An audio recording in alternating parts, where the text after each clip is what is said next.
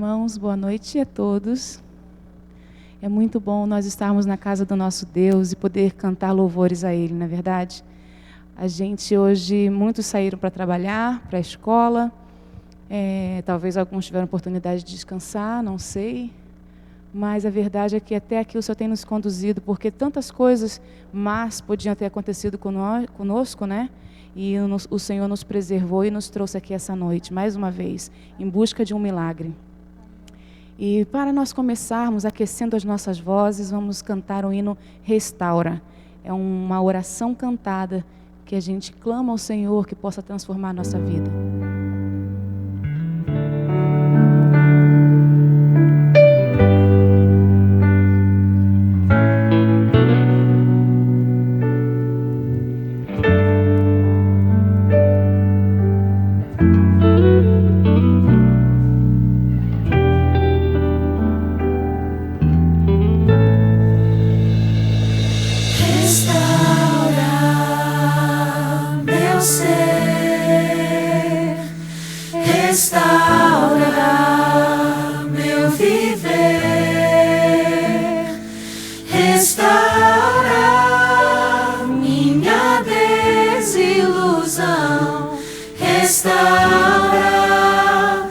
Quebrantado coração, restaura meus sonhos, restaura os meus planos, Senhor, restaura minha vida por completo, para que todos saibam que Tu és meu Deus, porque Teu é o poder e o louvor, porque Tu és a paz e o amor, a Ti toda honra e glória rendemos, Senhor. Grandioso é Teu agir em nossas vidas, restaura.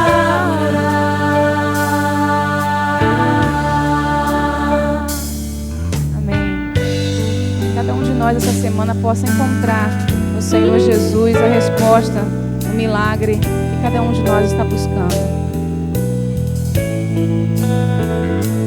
Restaura meus sonhos, restaura os meus planos, Senhor, restaura minha vida por completo, para que todos saibam que Tu és meu Deus, porque Teu é o poder e o louvor, porque Tu és a paz e o amor, a Ti toda honra e glória rendemos, Senhor. Grandioso é Teu agir em nossas vidas, porque Teu é o poder e o louvor, porque Tu és a paz e o amor, a Ti toda honra e glória rendemos, Senhor. Grandioso é Teu agir em nossas vidas,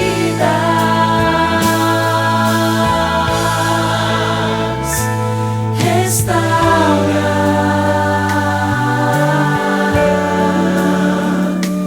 restaura,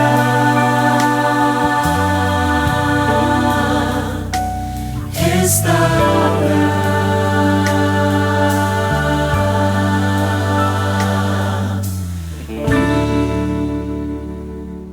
Como é bom saber que Deus pode restaurar a gente, né? Vamos cantar neste momento um hino que fala minha entrega. Eu creio que todos temos que entregar nossas vidas a Deus todos os dias.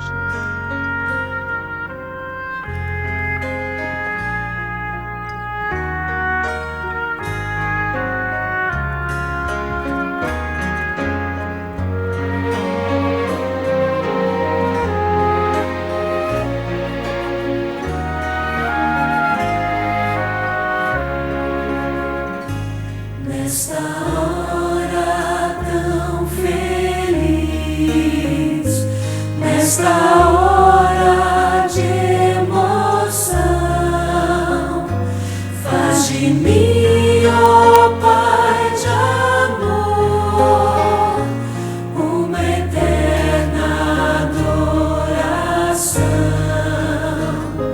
Quero ser um templo teu, trabalhar em teu favor, meus talentos e meus bens vou usar em teu louvor.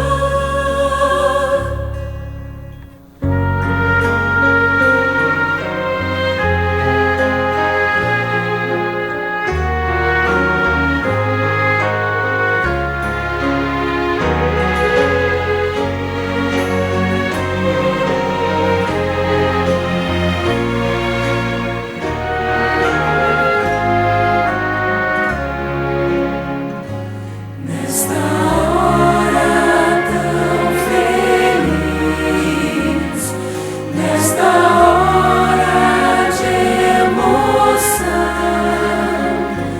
faz de mim, ó Pai de amor, uma eterna adoração.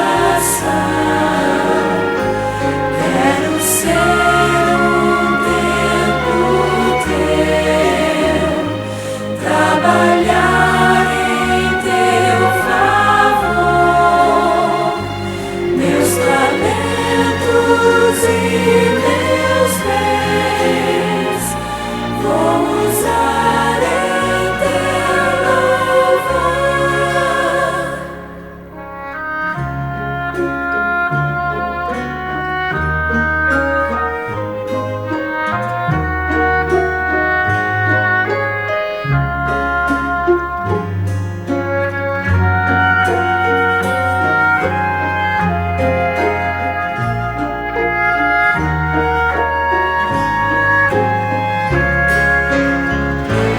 Quero ter a eterna paz, quero ter a emoção de ser servo eficaz e de estar em tua mão. Meu serviço quero dar, o meu tempo e o meu louvor, meu tesouro vou usar no serviço do Senhor. Meu tesouro vou usar no serviço do Senhor. Amém. É uma linda melodia, né? Na verdade, nós estávamos aprendendo junto com vocês. Mas é uma linda melodia, fala muito realmente daquilo que a gente precisa buscar. E o nosso último hino do louvor é o hino tema, que nós estamos cantando desde ontem, de sábado, Um Milagre. E eu convido a vocês a se colocar de pé e cantar junto conosco.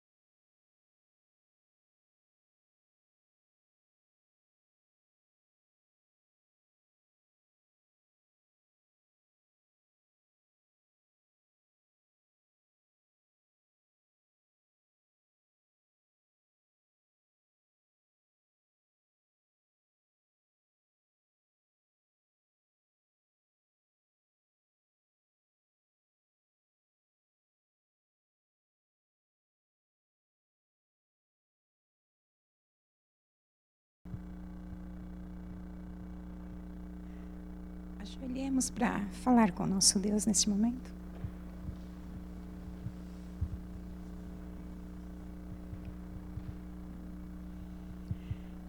Pai querido, nesse momento, como diz a letra desta música, nós te pedimos um milagre. Um milagre em nossas vidas, um milagre em nossa família, um milagre em nosso ser querido. Ó Pai amado, estamos aguardando esse milagre, confiando em Ti, no Teu amor, na Tua misericórdia. Pedimos que estejas com cada um de nós e que a mensagem dessa noite possa ficar gravada em nossas mentes, em nosso coração. Ó Pai amado, ajuda-nos para que possamos estar constantemente com os nossos olhos e mente voltada para Ti. Para que possamos estar atentos aos milagres que já fizeste em nossa vida. E por esse tão precioso milagre que estamos aguardando.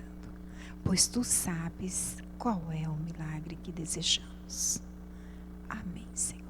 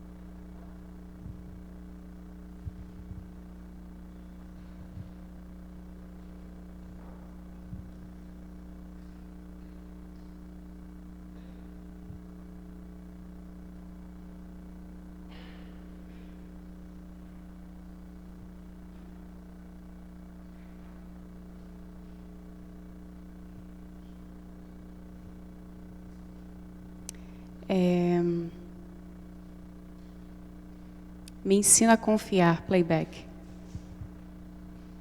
O papelzinho sumiu, que eu deixei lá atrás.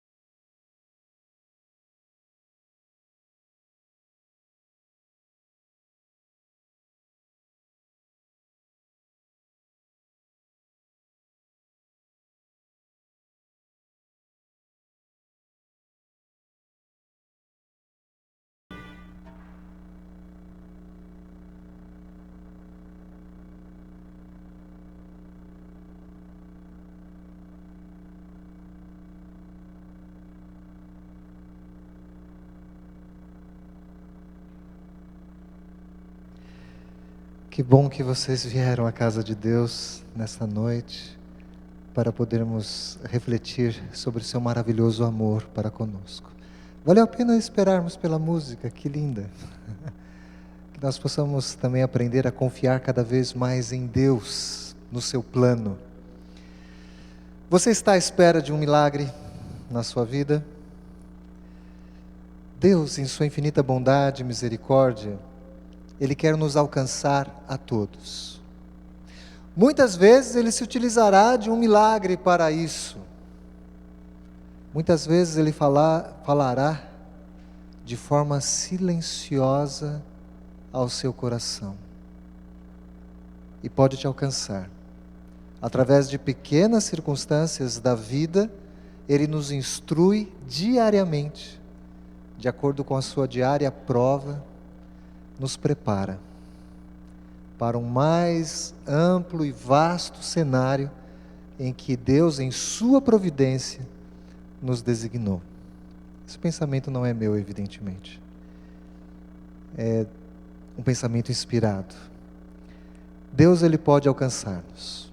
Bem, eu estou dando ênfase nestes primeiros dias a respeito do milagre que Deus quer fazer no hemisfério espiritual.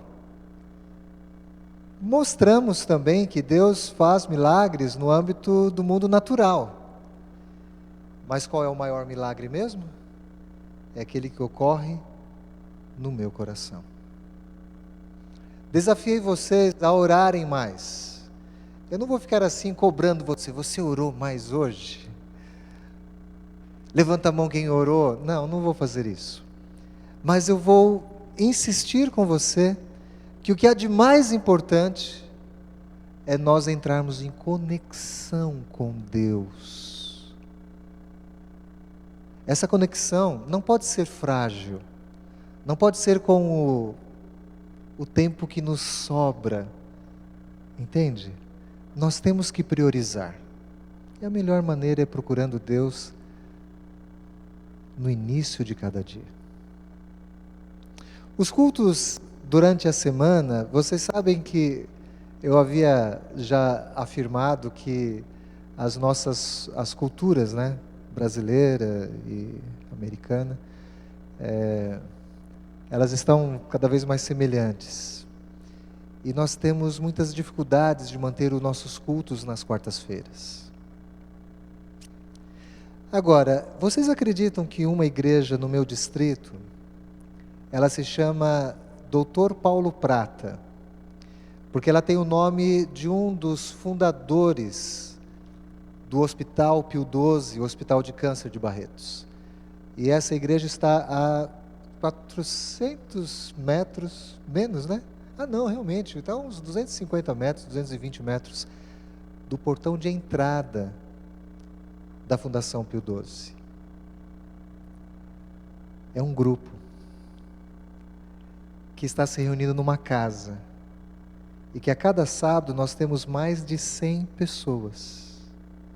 Só que os membros daquela igreja são mais ou menos uns 55, são 65 na secretaria do grupo.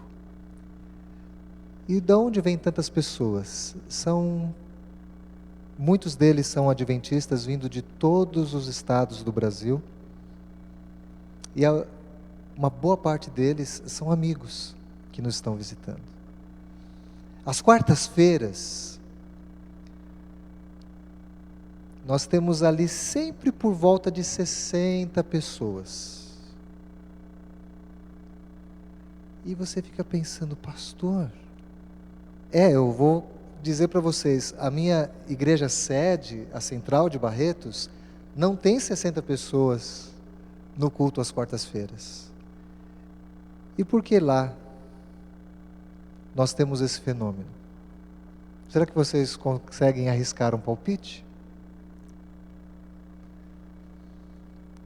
As pessoas estão em tratamento do câncer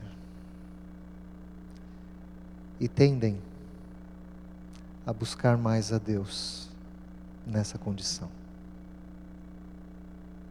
Poderíamos afirmar que alguns reveses que passamos em nossas vidas, eles podem ter, veja bem, podem ter um aspecto muito positivo. Por que sofremos? Esse é o tema de quarta-feira, não vou adiantar ele. Mas muitas vezes Deus tolera que passemos por algumas coisas, para que nós venhamos a buscá-los. Há um ditado popular, né, que diz que quem não vem pelo amor, vem pela dor. Não é certo ele tem seus aspectos positivos, mas eu não creio que Deus, Ele envie uma doença na minha vida, nem que seja para me converter. Ele é amor, Ele se utiliza do bem. Deus é amor, isso deve se sobrepor a tudo que nós entendemos a respeito dele. Uma história de oração. Tinha uma irmãzinha que nesses cultos de quarta-feira, quando lhe era dada a oportunidade de orar, ela tinha algo que ela sempre repetia.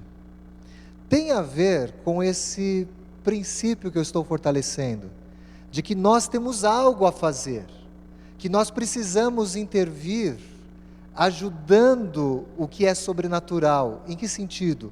Abrindo a porta do coração, nos disponibilizando para Deus, buscando mais ardentemente a Deus.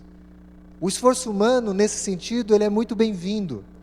O esforço humano não pode produzir salvação em minha vida, de forma nenhuma. O esforço humano não vai fazer isso. Só por intermédio de Cristo que eu posso ser salvo. Mas tem uma coisa que nós podemos e devemos fazer, é nos apressarmos para ir ter com Cristo. É passarmos mais tempo com Cristo. E aí Deus fará uma obra purificadora, como nós falamos no sermão de sábado, em nossas vidas. A oração dessa irmã era sempre assim: Senhor, por favor, remova as teias de aranha do meu coração. Você sabe que o impacto de uma frase dessa num menino de 6 anos, às vezes produz uma certa confusão, né? E ela sempre orava dessa maneira, dizendo para que Deus fizesse o quê? Uma obra? O que significa limpar as teias de aranha do coração? É fazer uma obra purificadora. Mas um dia, esse menino, ele não aguentou. E depois que ela disse: Senhor, por favor, remova as teias de aranha do meu coração, em nome de Jesus, amém. Quando as pessoas estavam se levantando, o menino falou assim: e Jesus, mata essa aranha que não pode ficar lá no coração da nossa irmã. Como é que mata a aranha? Como é que a gente vai fazer para que não vai? Eu e você não conseguimos fazer com que o elemento que nos atrai para o mundo, que nos afasta de Deus, essa é uma luta chamada luta contra a carne. E essa luta, você é convidado para travar essa batalha enquanto você viver. Um dia Deus virá com seu poder e grande glória e fará uma obra transformadora na minha e na sua vida, chamada glorificação. Mas por enquanto, esse Deus te convida: venha para mim. Sabe o que eu fiz por você? Eu dei todo o meu sangue, derramei todo o meu sangue, eu dei minha vida por você. Há um texto na palavra de Deus que muitas vezes é chamado de o verso áureo da Bíblia. Você arrisca um palpite? O que você pensa? Qual seria o verso áureo da Bíblia? Eu tenho comigo um texto que não é o que normalmente você escolheria, mas vamos usar esse, que talvez esteja na mente de alguns aqui. São João capítulo 3 e o verso 16. O que diz nesse texto? Porque Deus amou o mundo de tal maneira que deu seu Filho único, seu Filho unigênito, para que todo aquele que nele crer não pereça, mas tenha a vida eterna. Que lindo pensar na vida eterna que Deus nos tem preparado, não é verdade? Saber que Jesus não achou que o preço a ser pago pela nossa salvação era um preço demasiado, mas Ele renunciou à adoração dos anjos no céu e se fez homem e morreu por você e por mim. A isso nós chamamos também, sabe do quê? O milagre da encarnação. É um mistério. Como é que um Deus santo, Ele pôde fazer algo tão extraordinário? O que muitas vezes nós não comentamos é que em que contexto que Jesus disse essas palavras. Jesus estava falando com um homem, não é? Qual que é o nome dele mesmo? Isso, desculpa, eu tenho uns lapsos de memória. Como que é o nome? Nicodemos. Um dia eu conheci um irmão da igreja chamado Nicodemos. E o danadinho era rico, inclusive, viu? Era lá na igreja de Santana. Aliás, ele foi um dos responsáveis pela compra do imóvel de uma igreja onde, na zona norte de São Paulo, eu fui pastor. Nicodemos, esse é o nome. É um nome diferente. Você sabe tudo sobre essa história, não sabe? Nicodemos, ele tinha uma alta posição, ele era membro do Sinédrio, ele era de muitas posses, um homem verdadeiramente rico. Eu não sei como fizeram este cálculo, mas alguns estudiosos do Novo Testamento diz que se em toda a Judéia os salários parassem de ser pagos de todos os trabalhadores, Nicodemos os poderia sustentar durante muitos anos. Não sei quem fez a conta do dinheiro de Nicodemos, mas eu achei interessante que este homem, ao buscar estar com Jesus, bem, esse é um sermão de batismo, né? Um sermão clássico de batismo, porque Jesus, ele diz claramente para Nicodemos que para você um dia estar na glória, você precisa nascer de novo. É curioso como Nicodemos tentava entreter com Jesus um assunto teológico, essencialmente em relação à virtude de Cristo, chamando ele de Rabi. Mas Jesus, ele não entrou na conversa de Nicodemos. Você percebe por que eu insisto que dentre todas as coisas que eu poderia falar para vocês, eu preciso dizer que o maior milagre é a entrega. Jesus agiu dessa maneira. Jesus, ele disse para Nicodemos: Nicodemos, eu não vim perder tempo aqui.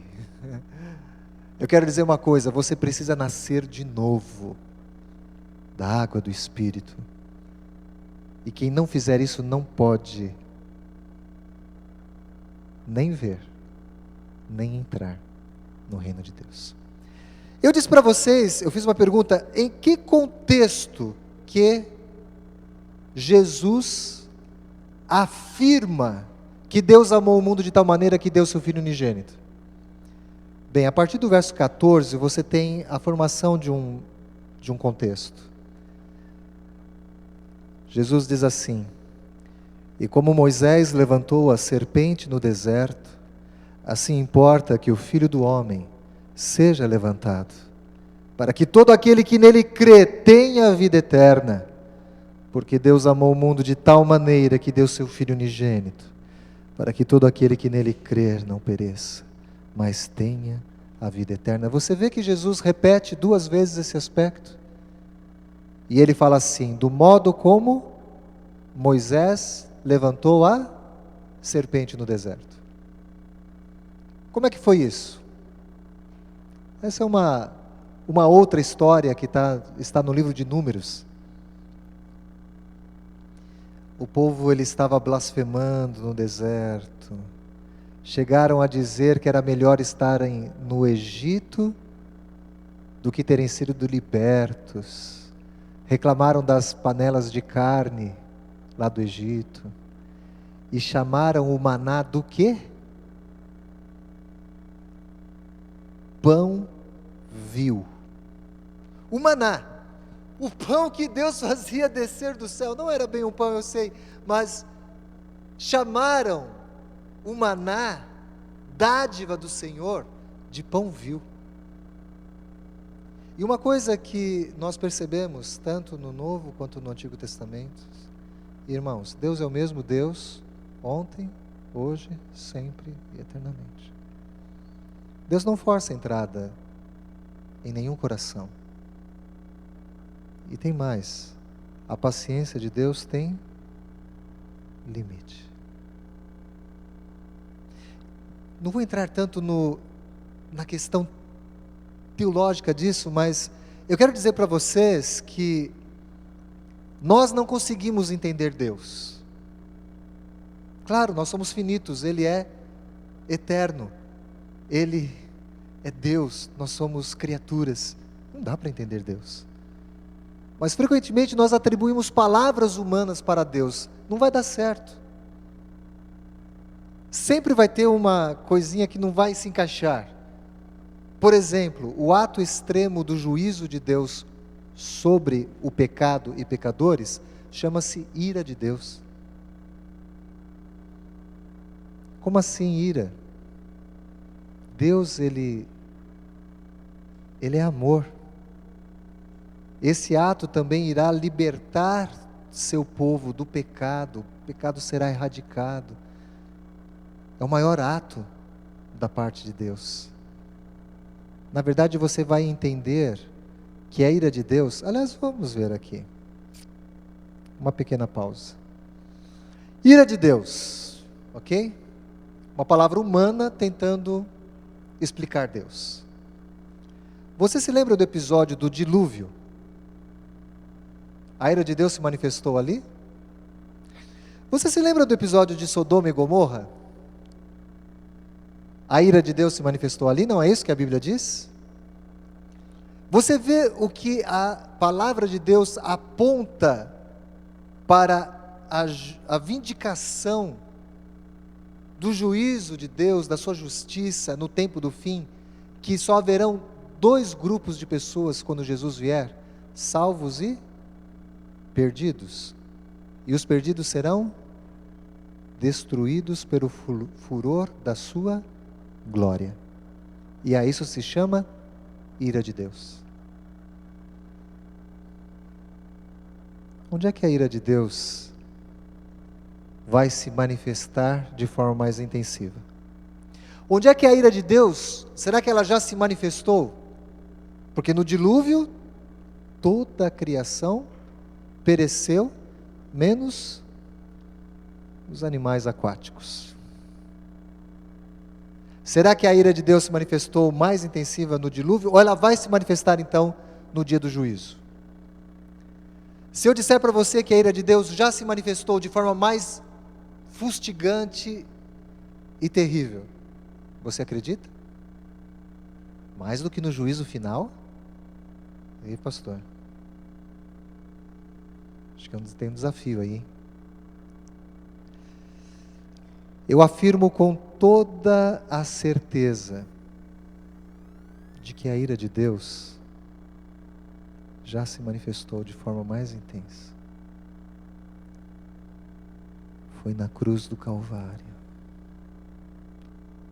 quando Ele não poupou o seu próprio Filho, antes por todos nós o entregou. E então Paulo faz a seguinte pergunta em Romanos capítulo 8, verso 32, 33. Porventura não dará graciosamente com Ele todas as coisas? aquele que não poupou o seu próprio filho, antes por todos nós o entregou, porventura não nos dará graciosamente, por seu intermédio, todas as coisas?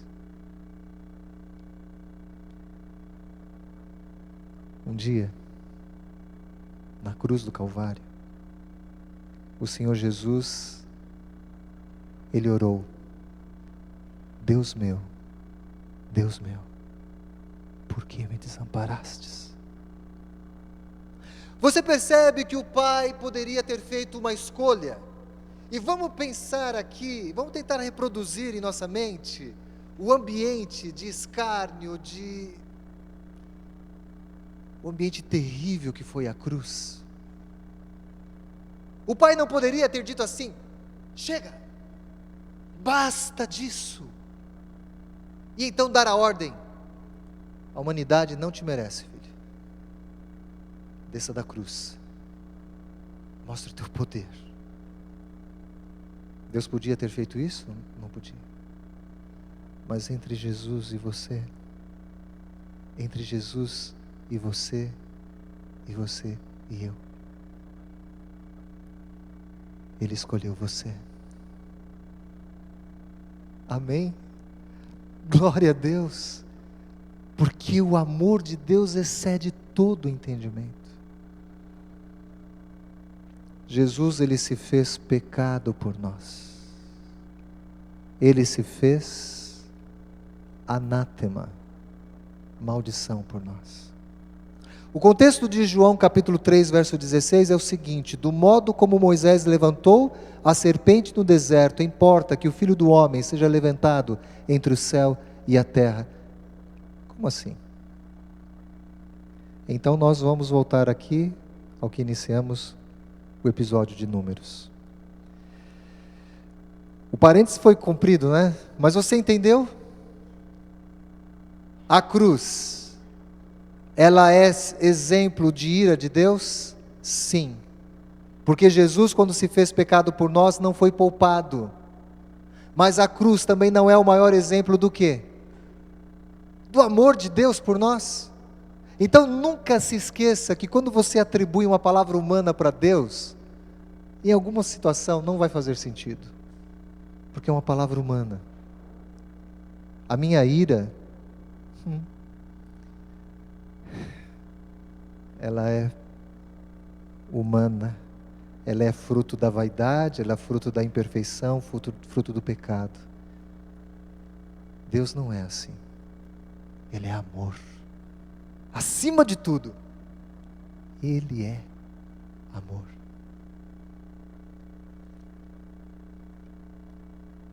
Quando Israel foi castigado, e por que Israel foi castigado? Deus chamou Israel para ser o seu povo, e propôs então a seguinte troca: olha, vocês agora vão viver uma vida santa, uma vida separada para a minha adoração, e eu farei habitação entre vós, vocês vão construir um tabernáculo. E a presença de Deus se manifestava apenas no Shekinah, uma vez por ano? Não. A presença de Deus estava numa nuvem, que se encandecia à noite, que dava sombra durante o dia. Só que na presença de Deus não pode haver pecado.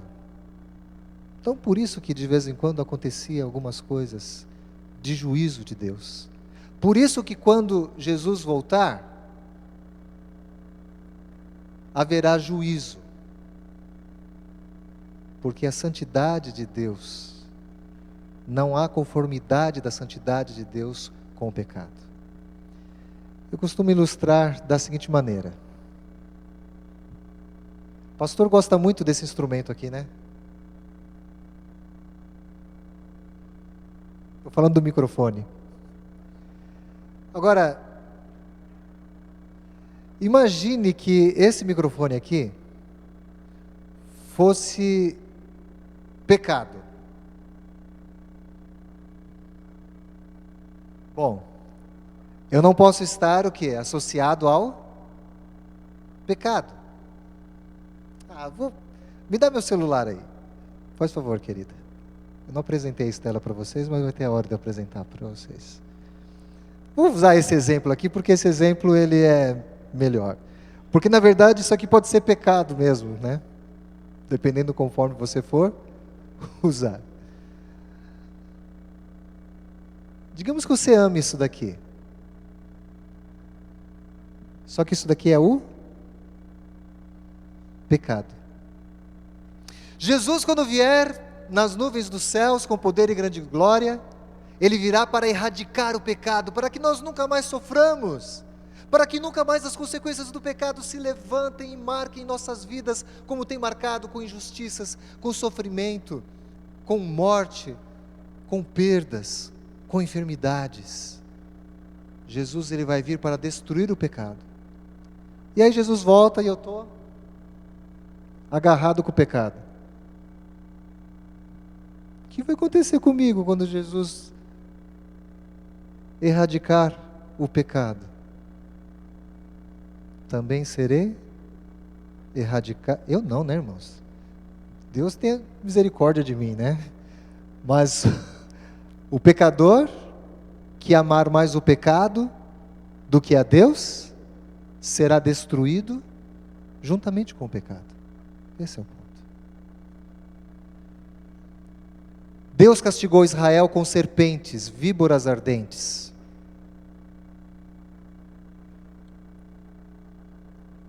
E foi duro. Centenas, milhares começaram a morrer. Moisés intercedeu pelo povo. E Deus disse assim: Moisés, por amor a você, eu vou então usar de benevolência. Você vai fazer um cordeiro de bronze, vai colocar numa haste esse cordeiro e vai levantar no... Um cordeiro? Eu estou indo certo? Ou estou indo errado? Estou errado? Não, mas como vocês falam assim que o pastor está errado? Porque está errado mesmo, né? Era um cordeiro que Moisés fez? Era uma serpente. Olha agora o que você vai descobrir, se já não fez. Seria muito natural Moisés fazer um cordeiro de ouro, de bronze, enfim, porque Jesus é o cordeiro que tira o pecado do mundo. O cordeiro, que era o símbolo de Jesus, era um símbolo de salvação. Todo mundo que olhasse para aquele símbolo que Moisés iria levantar, seria curado. Mas ao invés de um cordeiro, Moisés fez uma serpente. A serpente é símbolo do quê? Do pecado. Mas naquela circunstância era um símbolo de salvação. Por quê?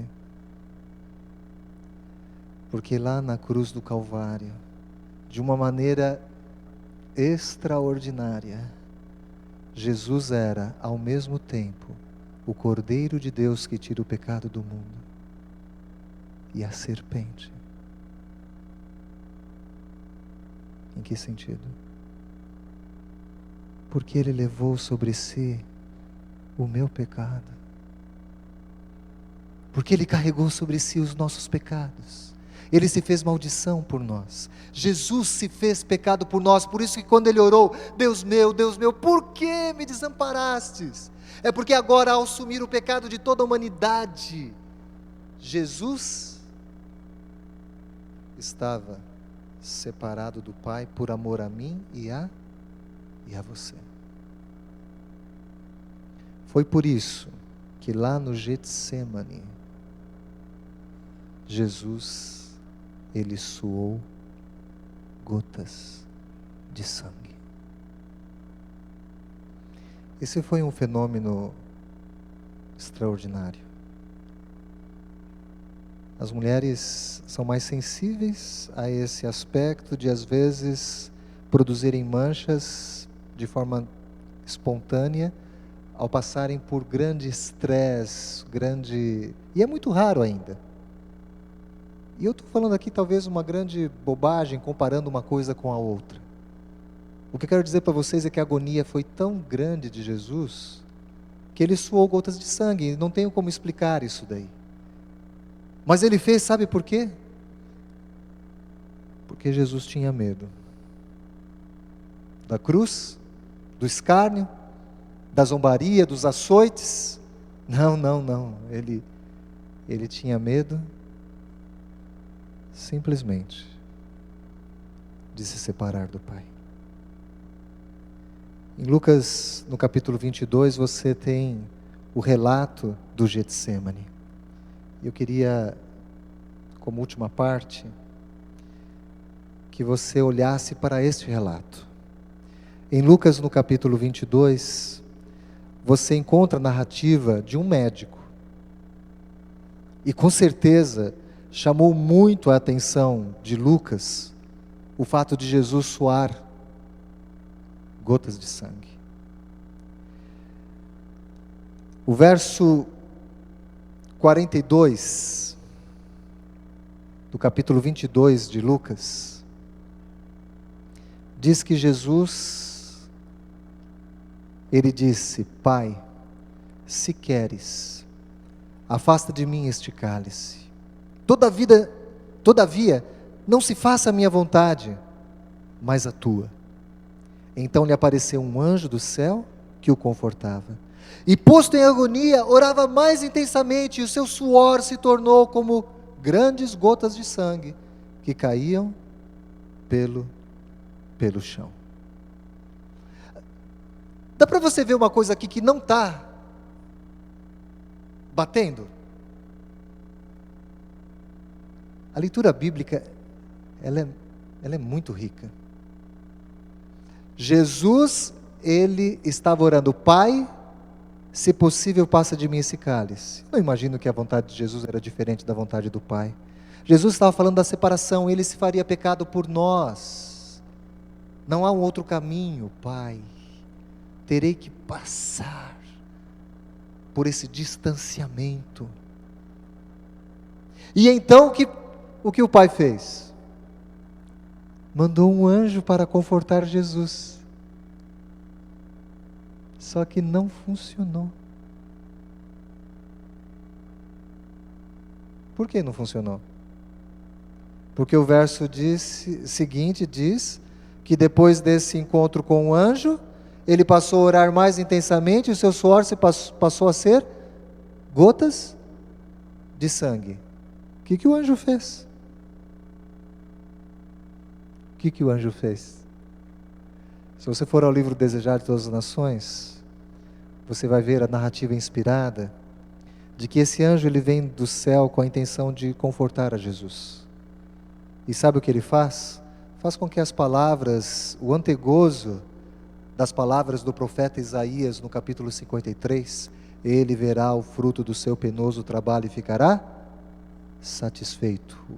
O penoso trabalho de sua alma, e ficará satisfeito. O Desejar de Todas as Nações diz que esse anjo, ele ampara Jesus, e o céu se abre, e ele vê a multidão dos santos adentrando os portais de pérola da cidade santa. Haveria alguma cena que poderia confortar mais Jesus do que ver os salvos, o fruto do seu sacrifício, adentrando aos céus? Só que aí eu lanço uma pergunta: se Jesus teve essa visão, se o objetivo de Jesus ter vindo a este mundo foi exatamente para que, e com essa dura e penosa pena de se fazer pecado por nós, assumir a minha e a sua culpa, ele se fez anátema, ele se fez maldição por nós, porque ele carregou vicariamente, substitutivamente, ele carregou o meu pecado. Entenda. o motivo de Jesus suportar tudo isso foi por você. Mas e aí? Jesus viu a multidão dos salvos adentrando ao céu. E o seu suor se tornou gotas de sangue. E a sua agonia, ela aumentou. Aí eu lanço a seguinte pergunta: como isso é possível? O que aconteceu?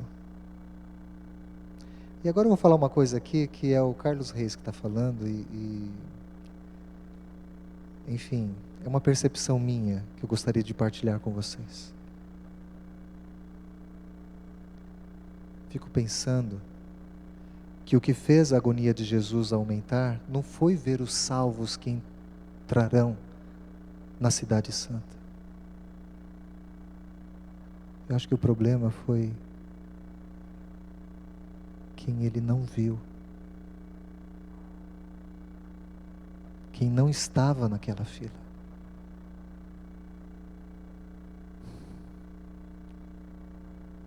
Será que Jesus suou gotas de sangue por minha causa?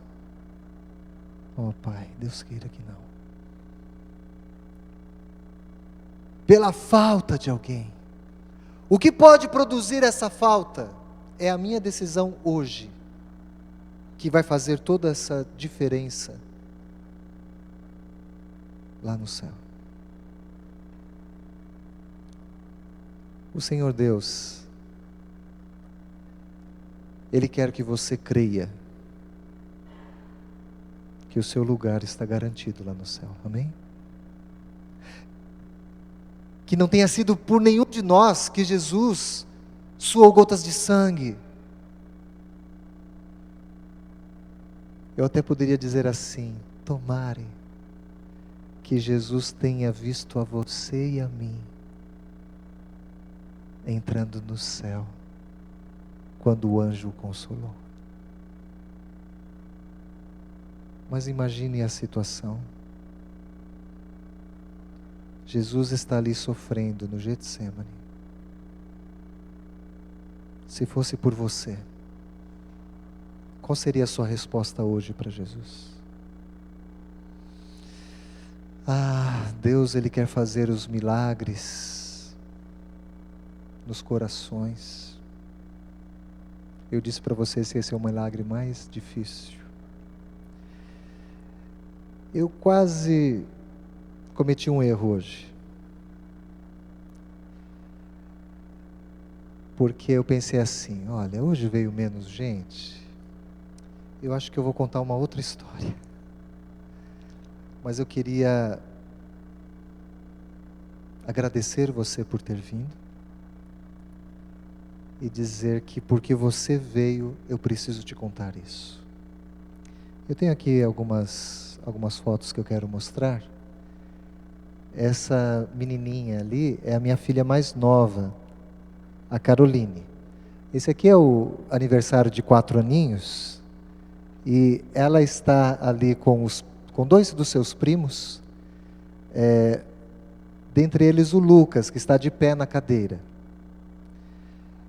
Eu quero explicar para vocês que eu tenho um sobrinho gêmeo com a minha filha. Não existe isso, né? Mas eu só tenho um irmão, o Marco Antônio. É só um irmão que eu tenho. E a Estela, que está aqui, e a minha cunhada, a Marina, tiveram um bebê, quer dizer, cada uma delas, entendeu, né? A Caroline nasceu no mesmo dia que o Lucas, com intervalo de poucas horas.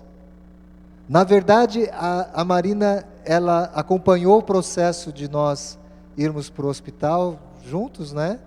E ela pensava que ia para casa, e para casa não foi para o hospital. E teve o Lucas, e até o Lucas nasceu primeiro, algumas horas. É raro isso, né, irmãos? Você tem um irmão só e um sobrinho nascendo no mesmo dia, porque você não combina isso, né? Você não tem jeito de combinar. Minha mãe ganhou 2 netinhos no mesmo dia. E aí, é que eu não coloquei todas as fotos, mas no primeiro ano de aniversário, estava ela e o Lucas, né? Você vai para para 5 aninhos, e você vai ver ali a Caroline e o Lucas. Você vai para 6 aninhos, era isso? 6 aninhos. E você vai ver a Caroline e o Lucas. Tanto é que depois desse aniversário, a gente perguntou: o que vocês querem ganhar de presente? Uma festa só para mim. Os 2 pediram isso daí. Eu quero só dizer isso para vocês, porque durante um bom período da nossa vida, aqui o ministério, a gente acaba se distanciando até da família da gente, né? Mas o Lucas foi o sobrinho do coração, aquele que eu mais acompanhei. Entende? Só que um dia, a minha cunhada, ela liga desesperada, dizendo que o Lucas havia sido diagnosticado com púrpura. Púrpura é uma doença autoimune, como lúpus, como artrite. Não sei se você sabe que quando a gente fala autoimune, significa que a doença ela não tem cura.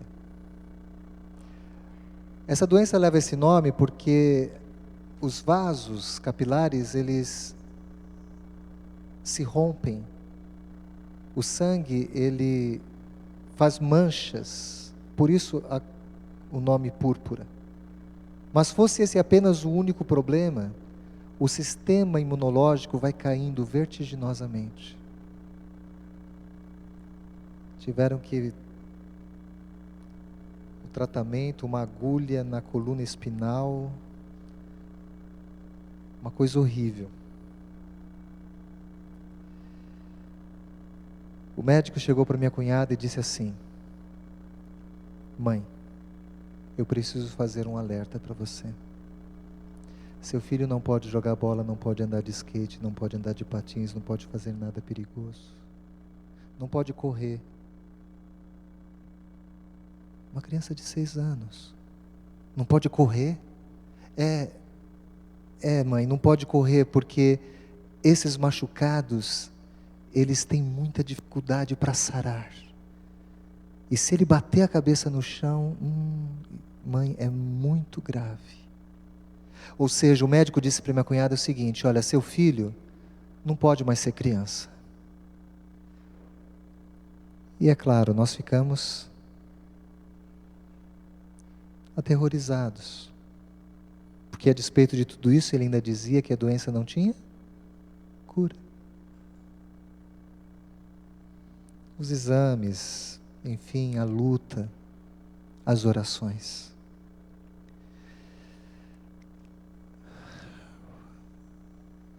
Não vou dar tantos detalhes hoje, mas eu era pastor em Bela Vista, em Guarulhos.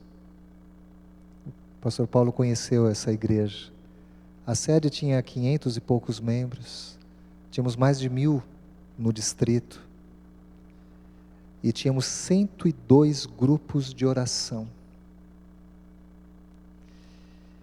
Eu clamei para que todos esses líderes intercedessem pelo meu sobrinho.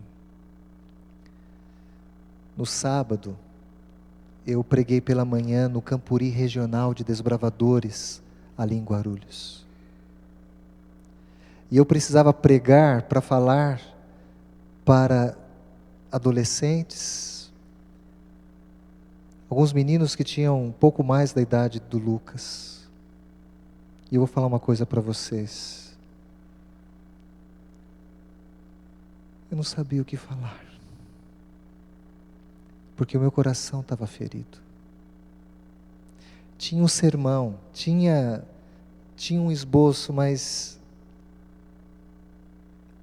eu estava pensando: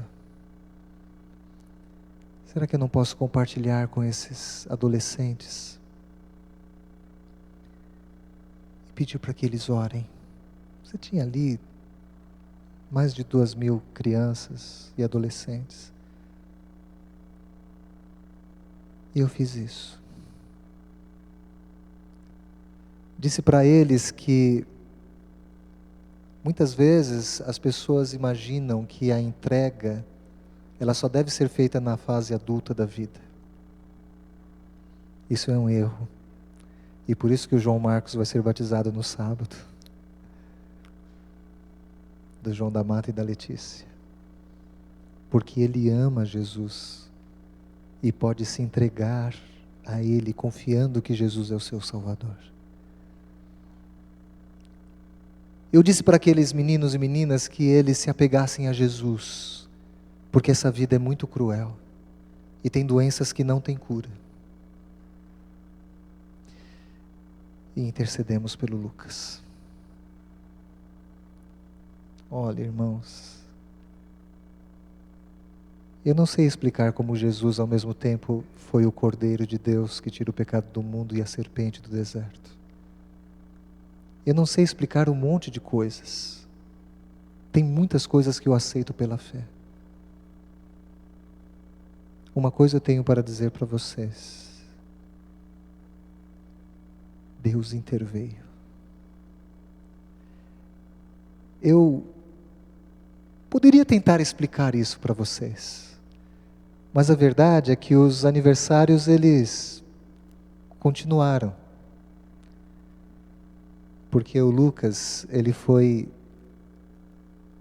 totalmente curado.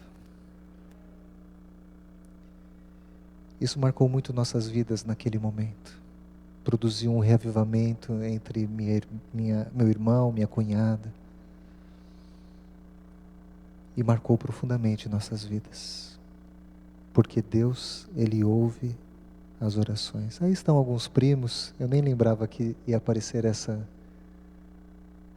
foto, está a irmã mais velha do Lucas, minha sobrinha também. Deus, Ele faz milagres. E eu tenho muitos milagres para contar. Mas a minha oração nessa semana é que você seja o milagre de Deus. Que Deus faça essa obra gigantesca na sua vida. Qual obra? Eu não sei. Mas se há uma obra necessária que Deus sabe, e Ele sabe muito mais profundamente das nossas vidas do que imaginamos, porque Ele se importa com você. Para Jesus o preço a ser pago não foi um preço demasiado. Ele se entregou. O que você vai fazer por Jesus? Você poderia deixá-lo de lado? Ou você gostaria de colocá-lo como centro em sua vida? Hoje vocês vão conhecer a Estela. A Estela vai trazer um copinho d'água para mim. Não, ela não vai fazer só isso. Vou contar de um dia que a Estela trouxe um copo d'água para mim também, mas não é hoje. A Estela chegou hoje de madrugada. Aliás, minha voz não está boa porque a gente chegou 3 da manhã, né, Paulo, lá do JFK. Mas eu costumo cantar com a Estela. E as músicas que nós cantamos são músicas antigas. Essa é uma música que fala muito ao meu coração. Jesus no Getsemane. Qual é a sua atitude diante da cruz? Terá valido a pena para a sua vida? Você está disposto a dizer hoje, Senhor, eu quero me entregar. Nós vamos fazer um jardim de oração hoje, novamente. E você vai apresentar aquele milagre que você necessita a Deus. Nós vamos cantar louvando o nome de Deus, evidentemente. Mas para dizer que nós não podemos deixar Jesus. Jamais. Que você possa tomar essa decisão. E se você sentir esse desejo, quando você ouvir, não posso deixar meu Senhor, Se essa é a sua intenção, você pode se manifestar como você quiser. Eu queria encorajar você a vir aqui à frente para nós fazermos um jardim de oração. E quando você vem aqui à frente, você vem com fé para entregar, você se aproxima mais de Deus. Entenda que não muda o que Deus pensa a seu respeito. Vocês sabiam que tem uma coisa que é impossível para Deus? A essa hora da noite, pastor, o senhor está falando que tem uma coisa impossível para Deus? O senhor está falando de milagres todo dia? Não, tem uma coisa que é impossível para Deus. É impossível Deus te amar mais do que já ama. Você gostou dessa? Gostou? É bom demais, não? É impossível, Ele já te ama o tanto que dá. Ele te ama se você ficar sentadinho, te ama. Mas quando você vem fazer o jardim, você está exercendo fé dizendo: Senhor, eu creio que podes mudar a minha vida. Que Deus te abençoe. É o nosso desejo em nome de Jesus.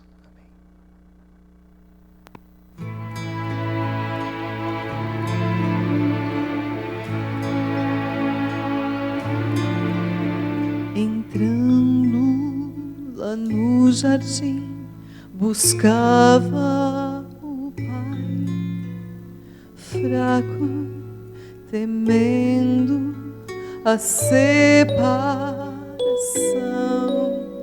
por causa da culpa de todos nós.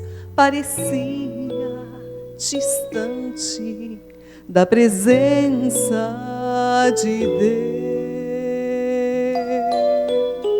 Tão só e sofrendo, Ele pede ao Pai: se possível for, afasta o cálice de mim, mas não como eu quero, mas como Tu queres. Minha vida entrego em Tuas mãos.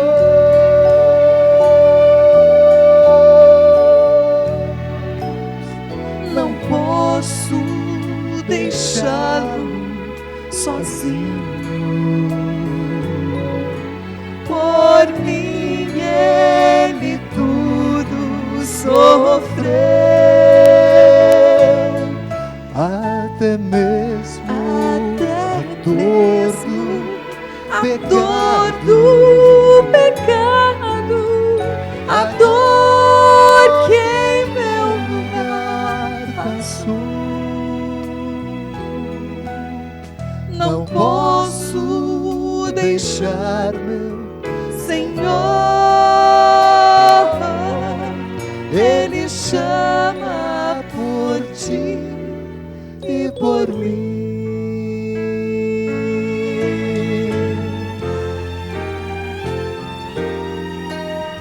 E todo o céu silenciou, pois era o Rei dos Reis Que estavam cheios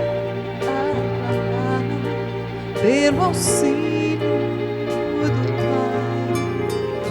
Os anjos queriam conforto lhe dar, mas muitos não veem Quão grande amor.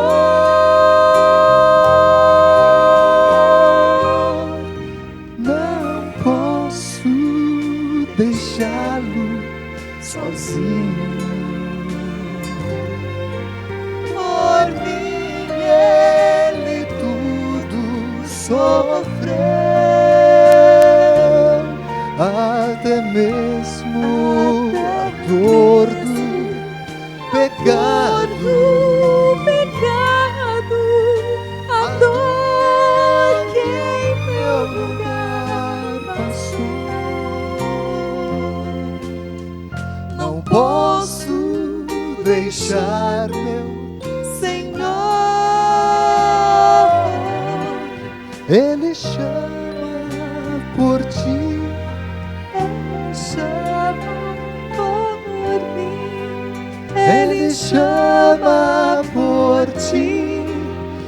por mim.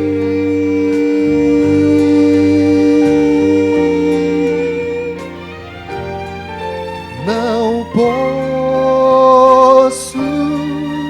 deixar, meu Senhor.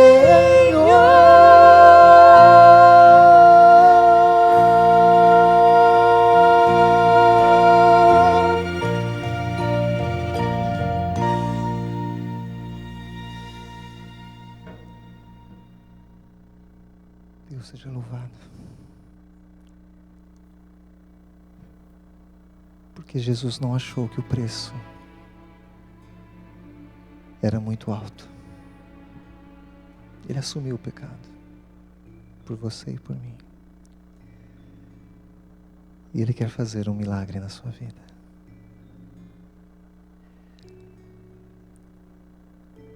Ao colocarmos agora para orarmos, sabe aquele pedido mais profundo?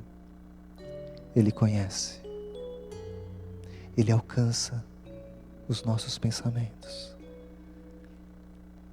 e pode mudar situações. Você crê nisso? Se você crê nisso, você hoje tem uma grande bênção, porque Deus, Ele pode abençoar os que creem. Até a própria salvação é só para aquele que crê. E se você crê que Ele pode fazer o milagre em sua vida, Ele vai fazer. Ele vai fazer o milagre. Eu não sei se é no mundo natural ou espiritual, mas eu tenho certeza que Ele pode te alcançar no mundo espiritual. Pois o coração, o seu coração, é o que Ele quer alcançar. Vamos orar? Vamos então confiadamente buscarmos a Deus agora em oração.